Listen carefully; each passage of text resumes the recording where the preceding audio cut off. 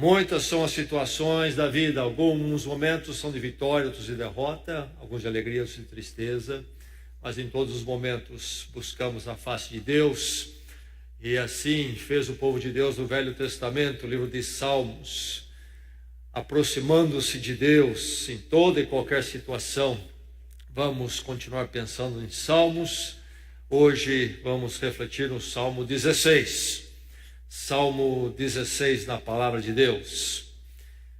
E antes de lermos este salmo para nossa reflexão, vamos confessar, vamos ministrar uns aos outros o menor dos salmos, que reflete a mensagem de todo o livro do Salmo. Que em todo momento, em tudo que somos, devemos reconhecer o Senhor quem Ele é, e louvá-lo e adorá-lo, e assim deve ser feito por todos os povos. Vamos juntos? Louvem o Senhor todas as nações, exaltem-no todos os povos, porque imenso é o seu amor leal por nós, e a fidelidade do Senhor dura para sempre. Aleluia. Salmo 16, a porção da palavra de Deus para o seu coração neste momento.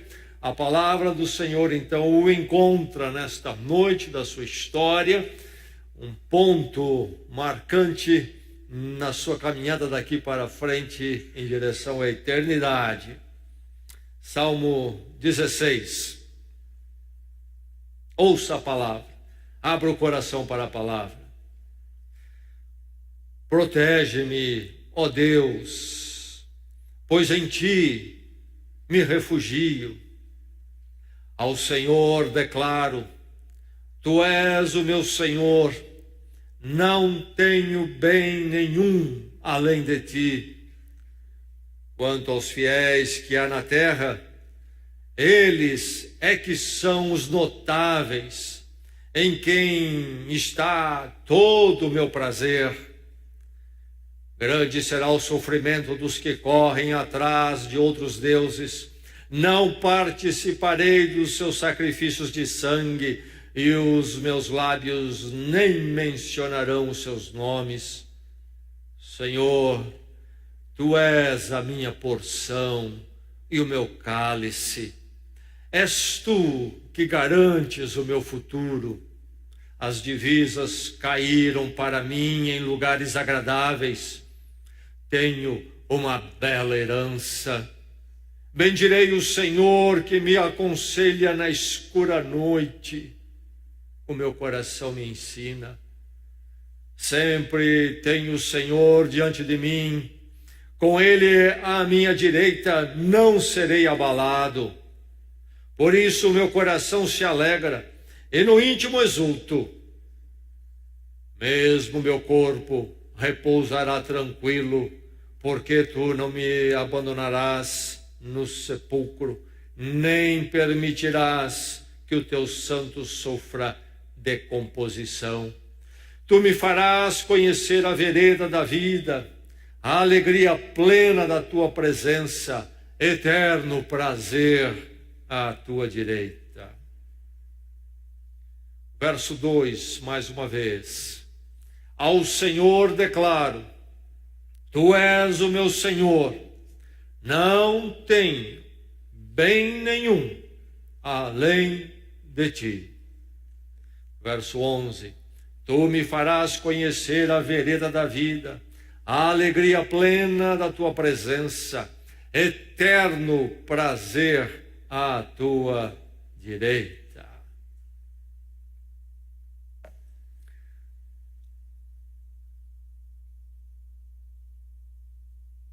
Um pequenino da minha família, tempos atrás, talvez um ano atrás, eu creio, logo percebeu que havia uma pressão nesse negócio de para que time você torce. E ele logo percebeu que essa é uma guerra vazia que ninguém ganha. E um dia perguntaram, então, para que time você torce? Ele deu a resposta clara e inequívoca: torço para todos os times. Não há como perder, ganho sempre. Quando se trata da fé, pensamos que podemos fazer a mesma coisa. É muito comum na sociedade atual se fazer ou se ter a mesma saída. Sou favorável a todas as religiões, creio em todos os deuses e fé que estão por aí. Caminhamos mais e mais enquanto a sociedade ocidental vai perdendo a influência do cristianismo que a amoldou. Ela caminha mais e mais de volta a um misticismo sem fim e há de chegar numa situação parecida com o hinduísmo. Visitei lá na Ásia um templo hinduísta impressionante. Lá dentro não acontece nada. As pessoas sentam e ficam ali. Fazem algumas oferendas de frutas para alguns deuses. Há um deus, inclusive, que se manifesta na forma de um macaco. Oferece muitas bananas para ele. Mas o que impressiona é que em cima deste templo há uma torre alta. Mas não é uma torre qualquer, igual que se vê em prédios ou até em catedrais por aí. Essa torre ela é composta, na forma de um cone, de deuses em cima de deuses em cima de deuses, um grudado no outro, e aquilo sobe a volta toda. Essa massa de deuses até o pico.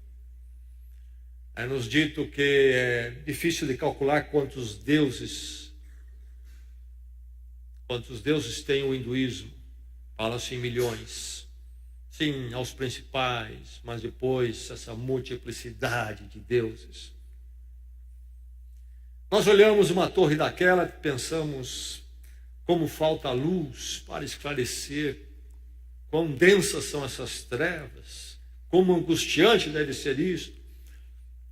Mas sabe, é muito fácil termos a nossa torre. Vivemos em dias onde isto é possível de forma muito rápida em nosso coração. Precisamos ficar atentos e verificar que o nosso coração tem uma devoção realmente exclusiva, única, não múltipla, mas una. E é isso que nós encontramos aqui neste salmo, nas palavras do autor apontado antes do início do salmo, sendo o rei Davi, mais ou menos 10 séculos antes de Cristo, rei de Israel, o rei referência para a história de Israel. O tipo de Cristo era uma figura do grande rei que viria da linhagem de Davi, no lado humano, Jesus Cristo, mas o rei dos reis, que haveria de ser realmente o rei pleno para sempre. Aí está Davi, esta figura do Messias que haveria de vir. E ele escreve este salmo. E ele diz no verso 2, Tu és o meu Senhor, não tenho bem nenhum além de ti. Protege-me, ó Deus, no verso 1, pois em ti me refugio. Aqui nós temos Davi dizendo que ele tem uma confiança, mas uma confiança exclusiva. Sua confiança é exclusiva. Eis a questão da palavra de Deus para o seu coração. A sua confiança é exclusiva. Ao ouvir a palavra de Deus esta noite, este salmo, que ressoe no seu coração, a verdade, o desafio, o encorajamento, confie em Deus exclusivamente. Sim, confie em Deus. Talvez alguns não confiem, aliás, muitos não confiam.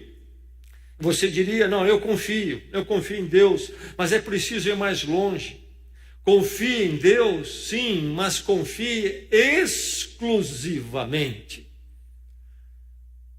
O coração humano é um coração idólatra. Ele perde esta exclusividade de Deus facilmente e logo começa a somar para si os seus ídolos. Por isso o primeiro mandamento diz o quê?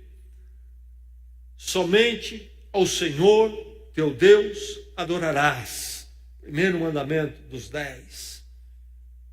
E quando perguntam a Jesus qual é o maior dos mandamentos, ele diz: o primeiro é este. O primeiro é este. Amarás o Senhor teu Deus de todo o teu coração. Por que essa ênfase? Porque desde a queda do ser humano, desde quando o ser humano deu o primeiro passo na direção de romper com Deus e buscar sua autonomia, ele não necessariamente negou Deus, mas passou a ficar vulnerável a esta idolatria, a esse politeísmo, a confiar em muitas coisas, a pôr a confiança aqui, a pôr a confiança ali, em figuras religiosas, em deuses religiosos, ídolos, estátuas até sim, mas outros deuses que não são religiosos também passam a ser o foco da sua confiança. E a palavra diz a você nesta noite: examine a si mesmo e veja que você confie em Deus e confie nele exclusivamente. Defina a sua dependência. De quem é que você realmente depende? Em primeiro lugar e acima de tudo. A sua dependência está onde? Onde você se agarra? Onde você se agarra? Isso fica muito claro para o rei Davi, e ele deixa muito claro que ele definiu: protege-me, ó Deus, pois em ti me refugio. Ele sabe quem é o seu refúgio, ele sabe por quem ele clama, e ele clama somente a Deus, e somente Deus é o seu refúgio. E aí vem a declaração dele no verso 2: tu és o meu Senhor. Não é ele que é meu Senhor, não é o Senhor e mais aquilo e mais aquilo. E aqui a palavra Senhor é o Deus da aliança, sim, o senhorio, mas o Deus Yahvé, que vem pactuar com o seu povo e chama então o seu povo para si. E ele olha então para o Deus revelado a Israel, Deus Criador, o Deus verdadeiro, Yahvé, e diz ao meu Senhor: não tem nenhum bem além de ti. Expressão forte, fortíssima. Não tem nenhum bem além de ti. Não é que o rei Davi não tivesse outras coisas, era um rei, mas ele está dizendo que bem de verdade, tesouro de verdade, aquilo que realmente pode ser o refúgio dele, que ele coloca no verso 1, aquilo no qual ele pode depender e ele depende, é o Senhor e nada mais. Isso está claro no seu coração para você. Você já definiu isto? É bem definido isto. Nós somos chamados a depender de tantas coisas. E é nos dito que se você não depender disso, você tem problema, você vai ficar na mão, se você não depender daquilo. Davi diz: não é assim. Está definida a minha dependência. Minha dependência do Senhor, Ele é meu refúgio. Quem é o seu refúgio? Você já definiu. Quem é o seu Senhor? Você já definiu. Quem é o seu bem? Você já definiu. Isto está no seu coração, fincado de forma inegociável, impossível de ser comprometido. Há opções de dependência por aí. É preciso examinar a sua e ter a lucidez e a clareza de que a sua opção, que a sua fé é depender do Senhor. Defina a sua dependência, confie em Deus exclusivamente. Defina: Ele é o meu abrigo, meu refúgio, dependo dEle. Há muitos recursos que Deus mesmo nos dá para as questões materiais, para as questões físicas, saúde. Mas primeiramente de quem nós dependemos? Olhamos as coisas como submissas a eles, dependentes de Deus, e são dádivas dele, e que ele é realmente a fonte de todo bem? Ou começamos a achar que é tudo isso, mais Deus, aí fazemos uma média. Fazemos uma média de tudo isto. Confie em Deus exclusivamente, defina a sua dependência, dependência somente do Senhor no meio dessa semana, que seja assim verdade no seu coração. Que você possa dizer também: em ti me refugio. Tu és o meu Senhor. Que essa verdade seja verdade na sua vida. nesta noite, seja qual for sua condição, quem sabe até numa hora difícil, você possa ter essa clareza. Confie em Deus exclusivamente, identifique a sua comunidade. É interessante que depois de declarar a sua fé, a sua profissão, confissão de fé em Deus exclusivamente, para onde é que Davi se move? Como os crentes precisam aprender isto, ou reaprender isso, quem sabe. Como é fraco esse entendimento. Depois de falar de toda essa fé dele no seu Deus e refúgio, para onde é que Davi se move no verso 3? Quanto aos fiéis que há na terra, eles é que são os notáveis, em quem está todo o meu prazer. Ele se move para a comunidade da fé. Israel, povo de Deus como nação nos dias dele. No cumprimento das promessas em Davi, vem Jesus Cristo. Em Jesus Cristo, o novo Israel, a igreja, a comunidade da fé.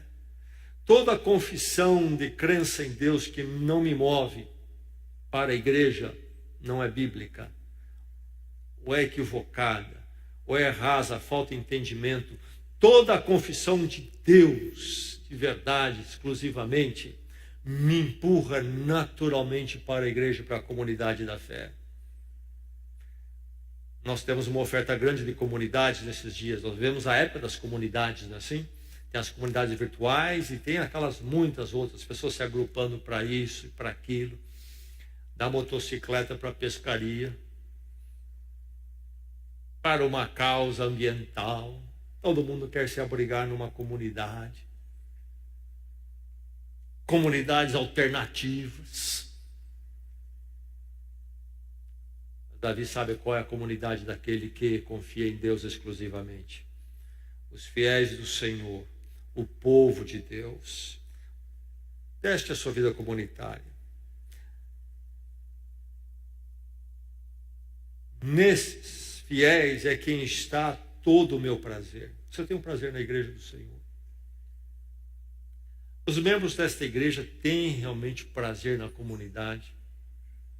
Já encontrei pessoas que se diziam crente que tinham muito mais prazer no agrupamento dos seus amigos que torciam para o mesmo time do que na igreja.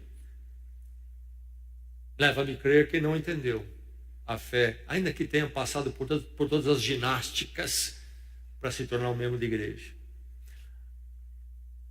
Olhar para o Senhor necessariamente nos coloca no meio do seu povo e nos dá prazer nisto. E ele faz a contraposição aqui, porque o verso 4 ele entra com a comunidade que não é a comunidade da fé, de Yahvé, uma outra comunidade. Verso 4, grande será o sofrimento dos que correm atrás de outros deuses. E aí está as pessoas indo atrás disso, daquilo. Quando eu olho a atitude de muitos para com, por exemplo, um grupo de motocicleta, alguns de bicicleta, alguns por uma causa nobre até, como ambiental, que eu já citei. E eu começo a observar, são verdadeiras religiões, aquilo se tornam ídolos, deuses. Temos pensado aqui no domingo sobre os problemas, as questões desafiadoras dos nossos dias.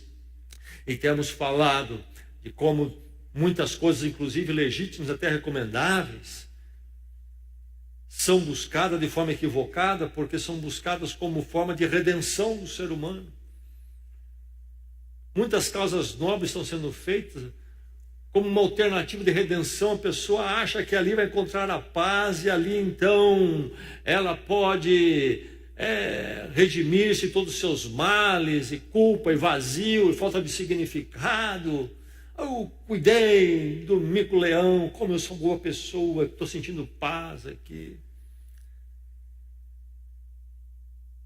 Deuses dos nossos dias, assim como há deuses religiosos também, aos deuses seculares. Falsos Deuses é o título de um livro que eu recomendo você ler, do pastor Tim Keller, pastor da igreja lá em Manhattan, Nova York, grande escritor.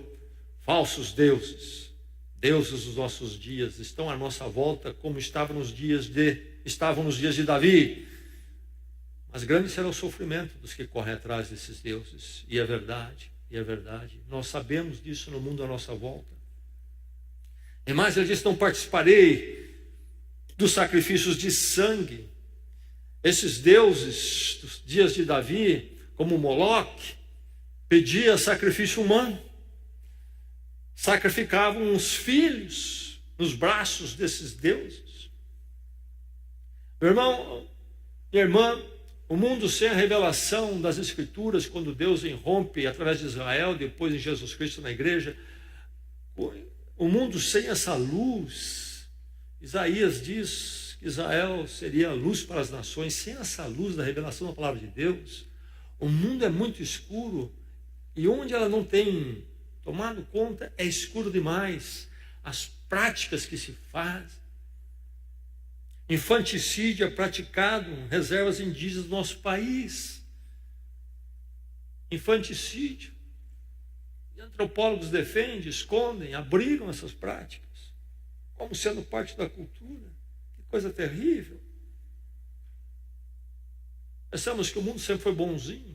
Não, ele é um pouco melhor porque a influência cristã salgou a cultura. Mas o mundo nunca conheceu esses valores que se defendem em termos, por exemplo, de Nações Unidas. Isso é influência cristã. Eles têm caminhado muito longe, não é? Muitas coisas cristãs, mas algumas coisas se levantam, que todos têm direitos, todos os seres humanos têm direito. E isso só entrou no mundo a partir do cristianismo e da revelação de Israel no Velho Testamento. O ser humano nunca teve esse valor. Pessoas eram descartáveis. Mas sabe, os deuses que estão por aí, seculares, igualmente acabam pedindo um preço alto de nós. Por isso que Davi diz: não participarei dos seus sacrifícios de sangue, os meus lábios nem mencionarão os seus nomes. A comunidade deles não me interessa, não faço parte, não passo perto, não deixarei que nenhuma outra comunidade seja minha comunidade. Não posso então fazer parte de um grupo que, por exemplo, pratica corrida. Pode, mas você ali verifique bem que quando aquele grupo começa a tomar uma identidade religiosa, e você pode ler isto, verifique que você não embarque nisto. Você pode estar entre eles, mas não tomar aquela atividade como um ídolo, um Deus. Identifique sua comunidade. Qual é a sua, meu irmão? A igreja, o povo de Deus, é o seu prazer realmente? Ou a igreja é um fardo que você tem que carregar? Há algo errado.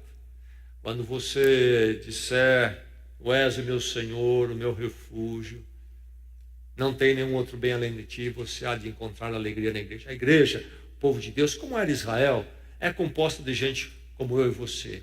Nós, igreja de Jesus Cristo, fomos alcançados por Deus em Cristo, nos deu uma nova vida, mas a santificação não está terminada ainda. Deus tem muito o que fazer.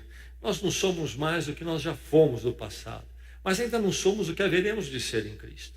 Há muito a caminhar. Por isso, na igreja nós vamos encontrar uma porção de questões, imperfeições, e alguns até ficam meio escandalizados porque os crentes não são perfeitos, etc. É verdade isto. Eu conheço os problemas da igreja. Eu conheço os defeitos, dificuldades. Mas sabe, meu irmão, irmã, este povo com todas as suas dificuldades, mas alcançados em Cristo, é o único ajuntamento onde Deus é afirmado e Deus é glorificado na terra, e a minha fé é encorajada no meio desse povo. Não é lá no meio do povo andando de bicicleta, nem motocicleta, nem na pescaria, nem na corrida, nem cuidando da selva amazônica. É na igreja. É na igreja. E aí, a partir do Deus, que é o meu Senhor, todas as outras causas caem no seu devido lugar, e nenhuma delas se torna minha comunidade de fé.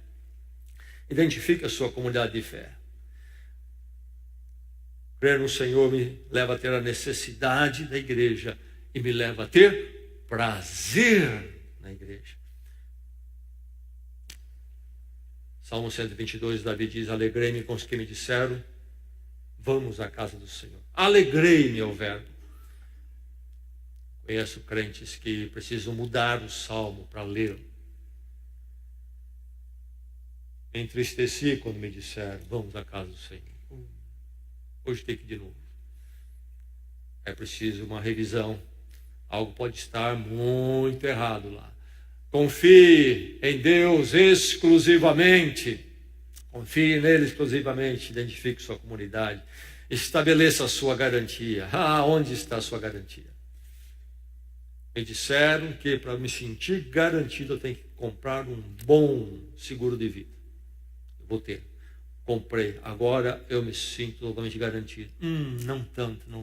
Eu preciso fazer uma poupança. Me disseram que se eu fazer uma poupança, ter uma carteira de investimento, aí eu me senti garantido. Então eu fiz.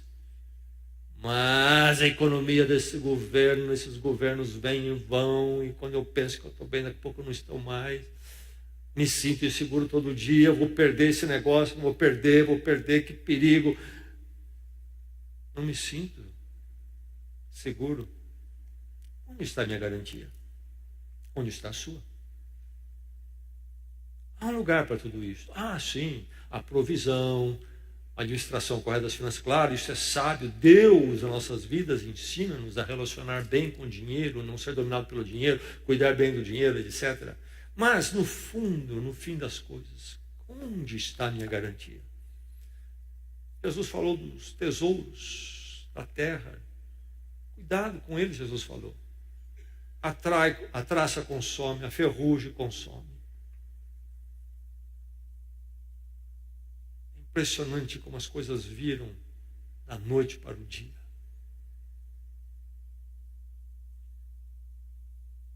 Há um prédio comercial aqui em Bragança, hoje fechado, que era um estabelecimento, um ponto realmente firme. O movimento comercial da atividade que tinha ali era tremendo, conhecidíssimo em Bragança. E eu olhava para aquilo, conversei uma vez com o dono, me falou, um dos donos, falou, olha, isso aqui não é nosso, é alugado, me falou o aluguel que eles pagavam. E eu pensei, a pessoa que é dono disso aqui está com a vida garantida. Todo mês cai esse aluguelzão assim, lá na conta dela. E o aluguel era muito maior do que o sonho em ganhar de salário. Só aquele aluguel. E essa proprietária está com a vida resolvida, pensava eu. Então eu escolhava aquele prédio. Um belo dia formou-se umas nuvens escuras lá no horizonte. E elas avançaram sobre Bragança. E resolveram cair todas de uma vez em cima de Bragança. E os córregos que cortam Bragança encheram. Inundou aquele prédio. Foi interditado pela prefeitura. E até hoje está interditado. Lá se foi. Sinto pela proprietária, não estou aqui fazendo nada jocoso em relação, mas estou lembrando-nos apenas como mesmo o melhor das garantias e investimentos são problemáticos. Me ensinaram que um bom investimento precisa considerar 3 pontos, não é isso? Segurança, liquidez, rentabilidade. E aí precisa pesar. Geralmente o que é muito seguro não tem muita rentabilidade. Você quer mais rentabilidade, tem que entrar para um que é menos seguro. E daí por diante. Esse tripé, eles dançam. A liquidez é o mais atrativo de tudo, mas geralmente quanto maior a liquidez, menos segurança. Onde pôr o meu dinheiro? E aí vem a máxima que diz, não coloque todos os ovos na mesma cesta. E as cestas caem, e o ovo quebra. Verso 5, Senhor, tu és a minha porção. Sabe quando tem uma herança, um inventário, a porção de cada herdeiro? É isso que ele está falando aqui. A minha parte é o Senhor. Senhor, tu és a minha porção. E o meu cálice é o cálice este da visitação, de ser recebido. O hospedeiro lhe recebe. Algo que era para eles parecido com o nosso cafezinho. És tu que garantes o meu futuro. As divisas caíram para mim em lugares agradáveis.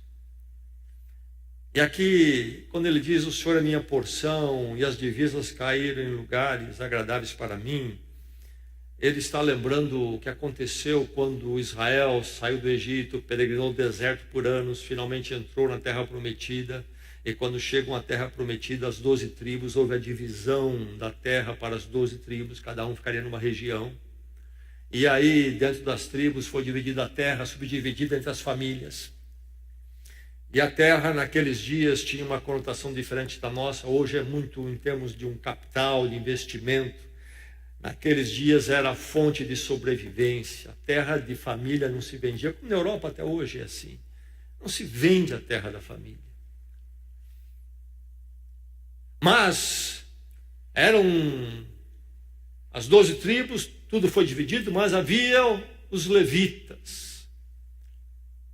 E os levitas? Os levitas eram aqueles que se dedicavam a trabalhar no culto, no templo, servir o templo, servir o culto do Senhor. Chamaríamos os religiosos.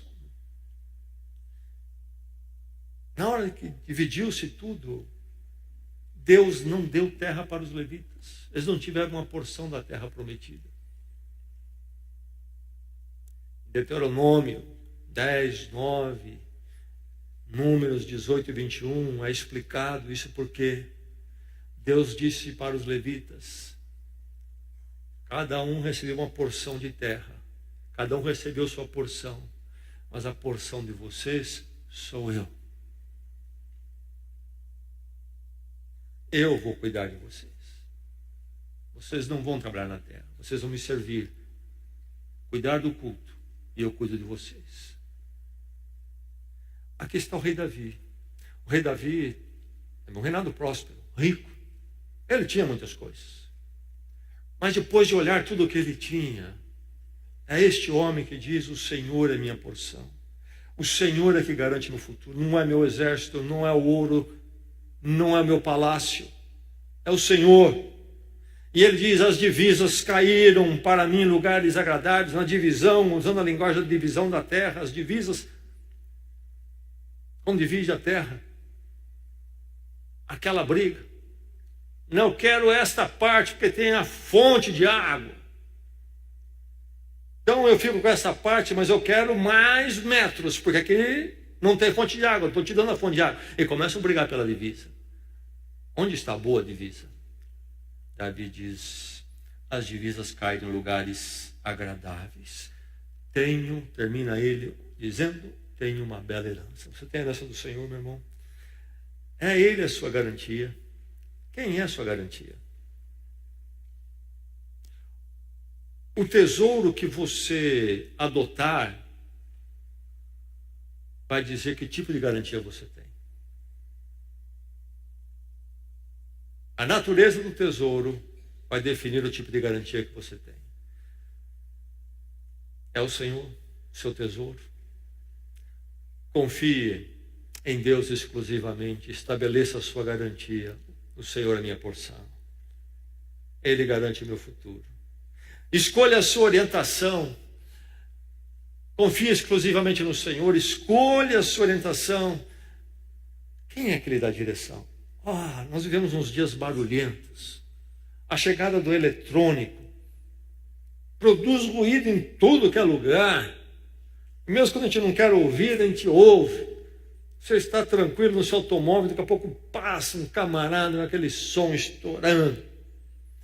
Há carros anunciando. Todo lugar que você vai tem uma televisão ligada. É imagem, é som. Barulho, mensagens. E a questão é quem é que eu estou ouvindo? E aí o proliferar das propostas acadêmicas, as ciências humanas, querendo dar direção para a vida. Quem que eu vou ouvir? Nessa balbúrdia, estou ouvindo a tudo e a nada, giro em círculos sem fim. Ou meu ouvido está afinado com uma voz e a ouço acima de todas as outras e somente a ela.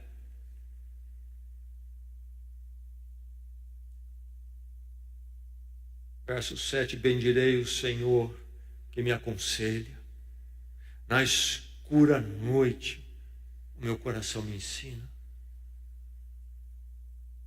Havia um poeta, um líder, homem de conhecimento, mas quem o ensinava era o Senhor. O Senhor que me aconselha. Quem lhe aconselha? Quem aconselha o seu coração?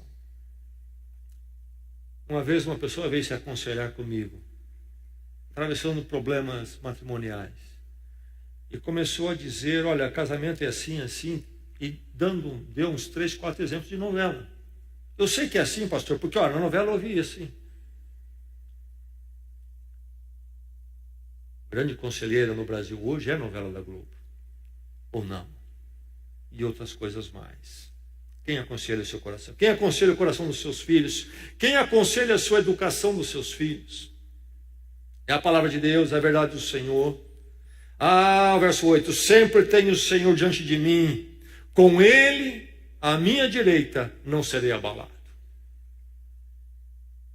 Jesus falou, depois de terminar o sermão do monte, quem ouve as minhas palavras e pratica, é como aquele que construiu a casa sobre a rocha.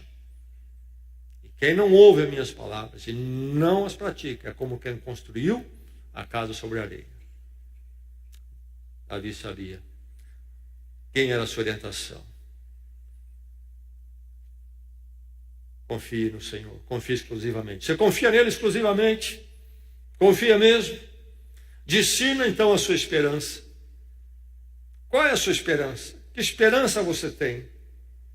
Verso 9, 10, 11, Davi canta a sua esperança. Ele que começa dizendo, em ti me refugio, tu és o meu Senhor, não há nenhum outro bem além de ti, é somente o Senhor. É este homem que vai poder dizer, o meu coração se alegra, no verso 9. Um coração alegre. E no íntimo exulto. Mesmo o meu corpo repousará tranquilo, porque tu não me abandonarás no sepulcro, nem permitirás que o teu santo sofra decomposição. Tu me farás conhecer a vereda da vida, a alegria plena da tua presença, eterno prazer à tua direita. Em quem você confia? Que esperança pode lhe dar isso no que ou esse em quem você confia? Seu Deus vai definir o alcance da sua esperança. Você pode cantar com Davi, versos 9, 10, 11. Não, porque não confia em Deus exclusivamente. Aqui tem Davi falando da sua esperança. Mas nós sabemos que isto aqui vai se cumprir de uma forma plena em Cristo Jesus. Aliás, quando o apóstolo Paulo prega no livro de Atos, a Pedro no livro de Atos, o apóstolo Paulo também prega, eles vão citar este salmo para aplicar a Jesus Cristo. Particularmente em relação à ressurreição, aproxima-se a Páscoa de nós, a ressurreição de Cristo. E eles vão citar, especialmente o verso 10, nem permitirás que o teu santo sofra decomposição. Os salmos de Davi são em grande parte proféticos, se cumprem em Davi parcialmente e se cumpre plenamente em Jesus Cristo, o Rei dos Reis, o Rei eterno, o Messias. O corpo de Davi decompôs no sepulcro. O de Cristo, não. Por isso, Davi, mesmo em decomposição, pode cantar este salmo. Porque ainda que o seu corpo tenha sofrido a corrupção, decomposição, ele tem esperança do caminho eterno, porque em Cristo não se decompôs e Cristo sai do túmulo vitorioso eternamente. E aí a esperança de Davi. Em quem ele confia? Ele confia em alguém que pode dar uma esperança desse alcance. Uma esperança que não se limita aos dias e os anos deste mundo. Tu me farás conhecer a vereda da vida, alegria plena na tua presença, eterno prazer à tua direita. Você já discerniu a sua esperança? Qual a sua esperança realmente? Qual é? Qual o alcance dela? A sua esperança maior? Qual a abrangência? E o efeito aqui que causa em Davi é tremendo. Ele fala em alegrar, ele fala de um íntimo que exulta. Isso depende de qual é a sua esperança maior. Seu interior será mais triste, mais confuso, na proporção em que a sua esperança seja menor. Mas quando você confia exclusivamente em Deus, você tem a esperança plena que Ele coloca aqui. E aí, há sempre um exultar no íntimo. Porque quando tudo se for, ainda lá tem eterno prazer à direita do Senhor. Confie exclusivamente em Deus. Confie. Você confia? Confia exclusivamente? Vamos orar, vamos à presença do Senhor, examine seu coração.